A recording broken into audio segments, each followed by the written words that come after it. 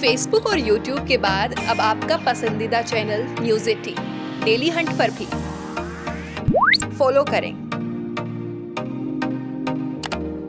सर्व समाज के लोगों का समर्थन मिल रहा है और किसी भी चुनाव में यदि सर्व समाज का समर्थन मिलता है, जैसे वो कहावत है ना, बूंद बूंद करे घड़ा भरना, तो ऐसे ही हम लोग जो है बूंद बूंद करे घड़ा भरने का काम करें। निश्चित रूप से इस बार ये चुनाव गठबंधन मदन भैया जी जीतने जा रहे हैं इस बार। अल्लाह ताला और जय जवान जय किसान और जय भीम साथ जुड़े हैं तो ये गठबंधन और ज़्यादा मजबूत हुआ है।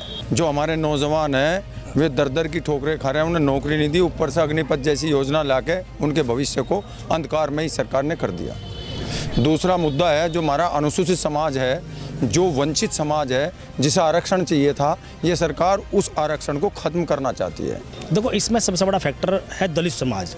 दलित समाज के यहाँ 60,000 वोट है और वो निश्चित रूप से इस बार गठबंधन प्रत्याशी को वोट करेगा। उसके कई कारण हैं। एक तो सबसे बड़ी बात तो है विचार की। भारतीय जनता पार्टी की जो विचारधारा है और डॉक्टर भीमराव अंबेडकर जो विचारधारा है, दोनों अलग है। बिल्कुल जो है पूर्व पश्चिम का फ़र्क है। ये समाज जो बहुजन समाज है, बाबा साहब का अनुयायी है। ये जो बाबा साहब की बात करेगा, जो बाबा साहब के सम्मान करेगा, जो बाबा साहब के विचारों की बात करेगा, उसको वोट देने का काम करेगा। नमस्कार, न्यूज़ 18 पर स्वागत है आपका। मैं हूं आपके साथ राहुल राणा और इस वक्त मौजूद हूं खतौली विधानसभा के बिहारीपुर गांव में, जहां पर अभी Jayant Chaudhary door to door कार्यक्रम कर यहां से प्रचार कर रहे हैं मदन भैया के लिए। और उन्हीं के साथ जो है तमाम जो आरएलडी के विधायक है, नेतागण है, वो यहाँ पर साथ में है। और अनिल जी हमारे साथ है, पुरकाजी से विधायक आरएलडी के, और प्रसन्न चौधरी जी शामली से विधायक है। और किस तरह की तैयारी चल रही है, सबसे पहले सवाल अनिल जी आप ही से, किस तरह की तैयारी चल रही है और क्या लग रहा है, किस तरह माहौल बन रहा है आपका? तैयारी बहुत ज़बरदस्त चल रही है। इस उपचुनाव में सर्व समाज के लोगों का समर्थन मिल रहा है और किसी भी चुनाव में यदि सर्व समाज का समर्थन मिलता है, जैसे वो कहावत है ना, बूंद बूंद करे घड़ा भरना, तो ऐसे ही हम लोग जो है बूंद बूंद करे घड़ा भरने का काम करें। निश्चित रूप से इस बार ये चुनाव गठबंधन मदन भैया जी जीतने जा रहे हैं इस बार। मदन भैया चुनाव। प्रसन्न जी, क्या लग रहा है कि जैसे 16,000 का पिछली बार अंतर रहा था, इस बार कैसे जो है उसको पार पाने के लिए कुछ नई स्ट्रेटजी आप लोगों ने अपनाई होगी? भाईचारा और मजबूत हुआ है। अल्लाह अकबर और हर हर महादेव के साथ साथ जय भीम और जुड़ा है। अल्लाह ताला और जय जवान जय किसान और जय भीम साथ जुड़े हैं तो ये गठबंधन और ज़्यादा मजबूत हुआ है। अब जयंत जी का जो है डोर टू डोर कार्यक्रम है, तो बिहारीपुर अभी और कहाँ कार्यक्रम है, और आप लोग जो है अब कब तक ये जो है कैंपेन आप लोग चला रहे हैं, और जैसे पब्लिक के बीच जा रहे हैं, किन मुद्दों को सबसे ज़्यादा आप लोग टच कर रहे हैं? नहीं, मुद्दे तो इस टाइम इतने हैं। सबसे पहला तो मुद्दा है जो हमारे नौजवान हैं वे दर दर की ठोकरें खा रहे हैं, उन्हें नौकरी नहीं दी, ऊपर से अग्निपथ जैसी योजना लाके उनके भविष्य को अंधकार में ही सरकार ने कर दिया। दूसरा मुद्दा है जो हमारा अनुसूचित समाज है, जो वंचित समाज है, जिसे आरक्षण चाहिए था, ये सरकार उस आरक्षण को ख़त्म करना चाहती है। ये भी मुद्दा है कि जो डॉक्टर भीमराव अंबेडकर की स्ट्रेटेजी है, जो विचारधारा है, कॉन्स्टिट्यूशन है, ये उसे ख़त्म करना चाहते हैं। स्वर्गीय चौधरी चरण सिंह की जो विचारधारा है, किसान और मजदूर को बढ़ाना और भाईचारे को आगे बढ़ाना, ये उसे ख़त्म करना चाहते हैं। महंगाई इस कदर है जिसने हर प्रत्येक परिवार की कमर तोड़ कर रख दी है। इनके जो मुद्दे थे, चाहे वो महिला सशक्तिकरण हो, उसकी सबकी हवा निकल गई है।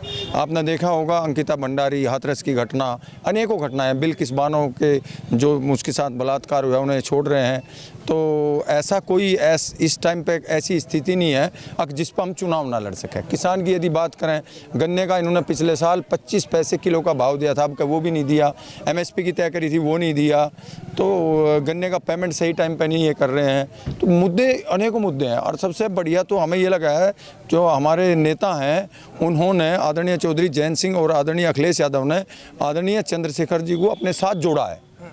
तो ये पूरा का पूरा समाज, अनुसूचित समाज भी साथ जुड़ा है। ठीक है, सवाल आपसे और भी करूंगा, लेकिन जब चुनाव में आप लोग जीत कर आए थे, जयंत जी ने कहा था कि हमारे 8 विधायक 80 के बराबर। अब कैसा लग रहा है जब इतना जोश आप लोगों के अंदर है, तो अब गांव-गांव जा रहे हैं आप लोग, तो क्या लग रहा है कि 8 80 के बराबर काम कर पा रहे हैं? 80 से भी ज़्यादा कर रहे हैं। बीजेपी के 255 अब 154 रह रहे हैं, उनसे ज़्यादा हमारी पार्टी के लोग या हमारे तमाम संगठन के लोग, हमारे नेता आदरणीय जैन जी बहुत ही जोश के साथ में लगे हुए हैं और मैंने आपको पहले बताया निश्चित रूप से सीट हम जीतने जा रहे हैं। इसमें बहुत बड़ा फैक्टर जो इस बार है, जैसे आपने अभी आदरणीय विधायक जी सवाल किया था कि जो 17,000 का जो अंतर है उसे हम कैसे पाटने का काम करेंगे, उस 17,000 का अंतर तो पड़ रहा है इस बार। देखो इसमें सबसे बड़ा फैक्टर है दलित समाज। दलित समाज के यहाँ 60,000 वोट है और वो निश्चित रूप से इस बार गठबंधन प्रत्याशी को वोट करेगा। उसके कई कारण हैं। एक तो सबसे बड़ी बात तो है विचार की। भारतीय जनता पार्टी की जो विचारधारा है और डॉक्टर भीमराव अंबेडकर जो विचारधारा है, दोनों अलग है, बिल्कुल जो है पूर्व पश्चिम का फ़र्क है। ये समाज जो बहुजन समाज है, बाबा साहब का अनुयायी है। ये जो बाबा साहब की बात करेगा, जो बाबा साहब के सम्मान करेगा, जो बाबा साहब के विचारों की बात करेगा, उसको वोट देने का काम करेगा। तो इस बार जो है ये तमाम दलित समाज जो है गठबंधन प्रत्याशी भाई मदन भैया जी को वोट देना जा रहा है, क्योंकि तब बहुत सारे मुद्दे आज हैं। किसान परेशान है, मजदूर परेशान है, नौजवान परेशान है। भले ही धार्मिक उन्माद फैलाकर वोट लेने का काम करती है भारतीय जनता पार्टी, लेकिन वो धार्मिक उन्माद इस बार काम करने वाला नहीं है। सर्व समाज के लोग वोट दे रहे हैं।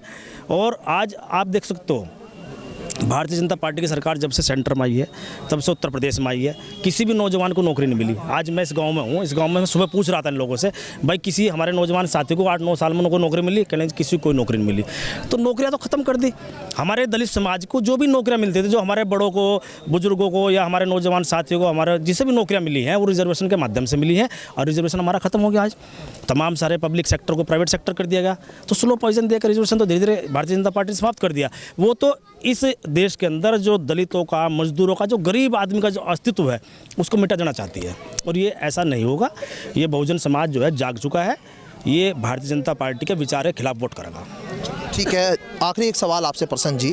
अब रामपुर भी चुनाव है, मैनपुरी में भी चुनाव है। कल आजम जी का भी बयान आया है कि जयंत और चंद्रशेखर आ रहे हैं तो वो ना आए, क्योंकि वहाँ कहीं ना कहीं वोट, जिस तरह से वोट के लिए लोगों को एक तरह से बंद किया जा रहा है, मतलब किस ऐसे आरोप उन्होंने लगाए हैं कि लोगों को प्रताड़ित किया जा रहा है, तो वो आकर क्या करेंगे? चुनाव आयोग से उन्होंने कहा है कि चुनाव आयोग इसको निष्पक्ष जो है भाजपा के पक्ष में भेज दे चुनाव को।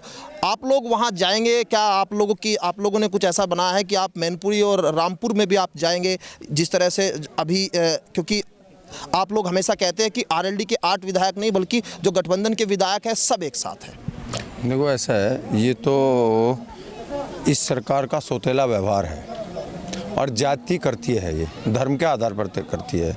धार्मिक उन्माद फैला के इसने वोट ली है। अब जो इनका कार्य करने का तरीका है वो भी वही है। अब भाई ये तो आपने देखा होगा, आदरणीय आजम खान जी की सीट तो इन्होंने सजा होते ही साथ के साथ ख़त्म कर दी और यहाँ जहाँ खतौली चुनाव हो रहा है ये सीट इन्होंने ख़त्म नहीं करी। ये तो आदरणीय चौधरी जैन सिंह ने इसे उठाया, इस सरकार को जगाया और संविधान की बात करी, कानून की बात करी, जब जाके यहाँ चुनाव हुआ। रही बात वहाँ जाने की, देखो ये लोग भारतीय जनता पार्टी के खिलाफ यदि देश प्रदेश में कहीं भी चुनाव होगा तो आदरणीय चौधरी जैन सिंह वहाँ भी जाएंगे। इनकी नीतियों के खिलाफ संघर्ष करने का उनमें जज्बा है। वो एक शानदार जानदार व्यक्तित्व हैं। आदरणीय चंद्रशेखर जी हमेशा इस सरकार के खिलाफ लड़ते रहते हैं, हमेशा इस सरकार के खिलाफ लड़ते रहते हैं। तो ये दोनों नेता वहाँ जाएंगे और जो लोग थोड़ा बहुत, हाल तो मुझे लगता नहीं कि भाई वे कहीं डर रहे हैं, यदि उनका डर और भय होगा इन दोनों नेताओं के वहाँ जाने से इस समाज के अंदर, अनुसूचित समाज के अंदर, मुस्लिम समाज के अंदर वो भय ख़त्म होगा और वो अपनी वोट के अधिकार का प्रयोग करेंगे। और ये चुनाव से, इस चुनाव से, चाहे वो रामपुर का चुनाव हो, चाहे वो मैनपुरी का चुनाव हो, चाहे वो खतरली का चुनाव हो, सरकार पे कोई फ़र्क नहीं पड़ना।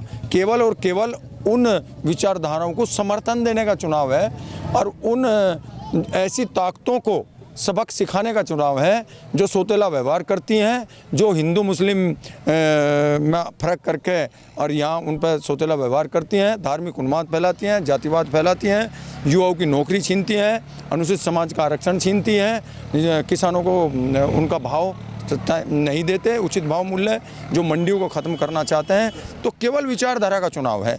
तो आदरणीय चौधरी जैन सिंह और चंद्रशेखर जी वहाँ जाएंगे और वहाँ का भी चुनाव जरूर 100% ये गठबंधन जीतेगा। चलिए, बहुत शुक्रिया तमाम बातचीत करने के लिए। ये थे हमारे साथ आरएलडी के विधायक जो साफ तौर पर कह रहे हैं कि ये चुनाव जो है कहीं ना कहीं एक तौर पर विकास, शिक्षा और तमाम उन मुद्दों पर लड़ा जा रहा है जो गरीबों के, मजलूमों के काम के मुद्दे हैं। यानी साफ तौर पर इस बार मैनपुरी में भी वो जाएंगे और रामपुर में भी जो है वो जाएंगे, और खतौली में लगातार Jayant Chaudhary door to door जिस तरह से कैंपेन चला रहे हैं, उससे कहीं ना कहीं अब 5 दिसंबर में क्या फर्क होगा ये देखना होगा। मेरे सहयोगी कमल के साथ मैं राहुल राणा, न्यूज़ 18 खतौली विधानसभा।